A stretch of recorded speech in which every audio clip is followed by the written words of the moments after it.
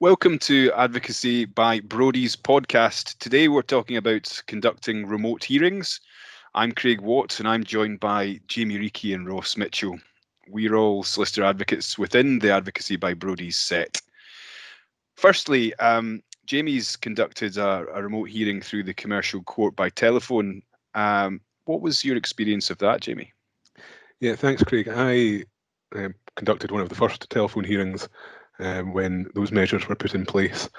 And, well, it wasn't a new experience conducting a court hearing by telephone. I think the three of us are well experienced in doing that in the Sheriff Court, where it's used in the commercial procedure there.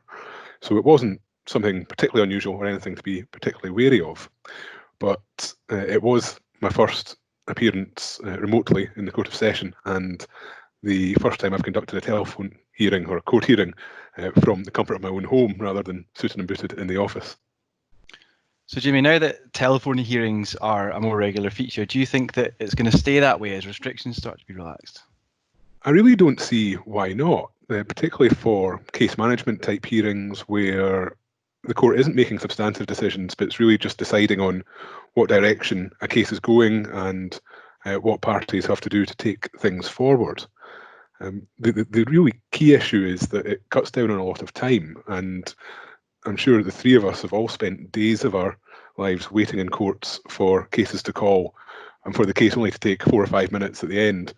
And your travelling time and your waiting time is so much longer than the time you've actually spent in court. So we can create efficiencies in the time that we're spending at court. That creates efficiencies for clients and other court users in terms of costs, and that will make litigation in Scotland more attractive. But one thing that I do think we need to balance that up with is considerations of open justice, but we've seen that already. People, the media, members of the public, other interested parties can dial into telephone hearings and can watch other remote hearings that are taking place. Yeah, the genie does very much appear to be out of the bottle now, Jamie. But what do you think were the main differences then between your telephone hearing and, your bog standard hearing in a courtroom? Definitely the main difference, and the thing that requires most discipline, is that you can't see anyone else. And in particular, you can't see the judge, and you don't have the visual aids that really we've come to rely on. And I'm sure everyone listening has been involved in Teams or Zoom meetings where there's been multiple participants and people have tried to speak at the same time, and it can just become a bit difficult. But Craig, you've been involved in a video hearing, and what do you think the differences are between conducting a hearing that way and over the phone? Yeah, thanks, Jamie. I had the first virtual Sheriff Court hearing conducted nominally out of Inverness. Sheriff Principal Pyle was in Inverness, I was in Edinburgh, and my opposition was in Glasgow, and we were connected visually. And I suppose the one difference between that and the telephone is that it's really useful to see the judge and to check their engagement, and on a practical level to gauge for pace in terms of your submissions. My hearing was a debate, so you want to ensure that they're taking all of your points on board. That hearing was very much out of the ordinary in the sense that the sheriff had a long period of time to prepare, and so was fully over the pleadings and all of the productions and had the benefit of written submissions from both sides. So we didn't actually have to dip into a lot of the productions or the pleadings, for example. But I think if you did have to do that, then you really would want to be able to refer to those electronically on another screen so that you don't have to minimize or close the screen where you're having that visual connection. That would be my one practical tip. But there is a benefit over conducting these things by visual connection remotely rather than in person. For example, on my screen, I was able to see my opposition square on, and you can see when points that you're making are landing and causing some discomfort on the other side. And that's a benefit that you don't have in a courtroom where they're sitting to the side of you and you can't gauge whether or not you're making any particular inroads or not. So Craig, you were obviously conducting that hearing as counsel. One thing I'm wondering is, did you and your instructing solicitor have to connect to the virtual debate separately, or was it one connection? Yeah, that's a very good point.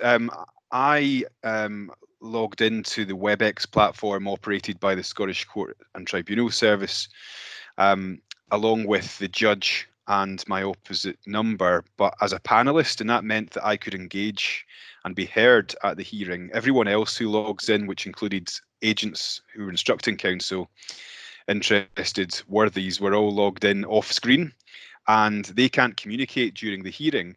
So I had to create a back channel to allow my instructing agent, who wasn't with me at home, he was in Glasgow and I was in Edinburgh, but he could communicate with me on Microsoft Teams chat, but other platforms are available to enable you to have that facility to communicate with them. Obviously, it's only one-way communication because I can't really take the time to type out a message on a chat platform to the agent. But if I had to take instructions, probably what I would have done would have been to ask for a short adjournment, as you would see in a normal court setup, so that I could either make a call or type a message out and get instructions. Yeah, I can see that as one benefit for a telephone hearing, is that because you can't see anyone, no one else can see you. And I had a connection through Teams with my instructing agent for the telephone hearing. And because the judge or my opposite number couldn't see me, I could more easily pick up those notes or respond to them. And in fact, it was quite useful to get a note in real time and be able to sort of weave that into what I was saying, rather than get the tug of the gown or the post-it note passed across from behind me, as it would happen in a normal courtroom. But you've discussed the WebEx platform, Craig. Do you think there's any refinements that could be made to that to help develop things in the future? Yeah, well, I do think that the changes are coming down the line. The Inner House is obviously using it, and they are using that platform to its fullest extent. For example, I understand that they can share documentation and productions on that platform, which we didn't have available in the Sheriff Court hearing, where we were all referring to PDFs of productions on our own particular laptops. So the Inner House has that function. I imagine that will get rolled out. That there may be a difficulty at the moment in ensuring that the productions, etc., are comprehensive, as the Sheriff Court clerks are not yet back at the Sheriff Courts. But that's something that I anticipate rolling out, and I see that there was a proof supposed to run in the Court of Session this week, where it was anticipated that they would be able to refer the witnesses to the productions. And in many cases, if you're referring a witness to a production, you may not want to have provided it in advance. You may want them to just be seeing it when they're giving their evidence, and as such, you really need to have that platform having that functionality to enable everyone to see it at the one time. So that's something that I can see, coming into the Sheriff Court process as well. Ross, you've had experience of remote hearings in a different context, in arbitration. What kind of structures exist on that kind of dispute resolution platform? Yeah, so obviously the kind of focus in the news at the moment is very much on court systems being able to operate virtually and via remote platforms. But of course, there have been a set of rules in existence since November 2018 that allow for arbitrations to be done remotely, and those are known as the SOLE protocols. And what they are is a set of rules that exist that can really be adopted by any arbitral body that want to conduct arbitrations remotely. And what we have actually seen, which is fairly positive, is quite quick responses from various bodies like the International Court of Arbitration, who came out on the 9th of April and published guidance saying that, look, arbitrations that are currently pending shouldn't be put on hold just because hearings can't be conducted in person.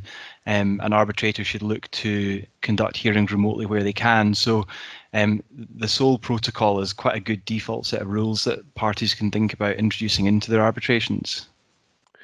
So what do we need to think about practically, Ross, when we're comparing or when we're conducting arbitration remotely compared to having everyone in the same room? Yeah. So, I mean, if we think about it, the two big kind of physical elements of conducting an arbitration, firstly, getting all of the documents to the other parties and the arbitrator, and then secondly, the actual hearing itself, where witness evidence is led. On the document front, we now all know that it's very easy for documents to be securely transmitted electronically. For example, I'd already touched upon it, but the International Chamber of Arbitration are now saying that all documents as a default should be lodged electronically where they can be. Generally, there's going to be a bit more preparation time that needs to be put in by the parties to make sure that it will work effectively on the day. So, for example, your joint bundles are going to have to be of documents are going to have to be identical, all very clearly tabbed, so they don't delay witness statements being taken. Another concern that people have generally in relation to all kinds of remote communications is obviously technology, and the SOL protocol, for example, sets out quite clear, complicated but clear technical requirements to make sure that the system will work. And the arbitrator has the power actually to halt the session if the technology isn't working.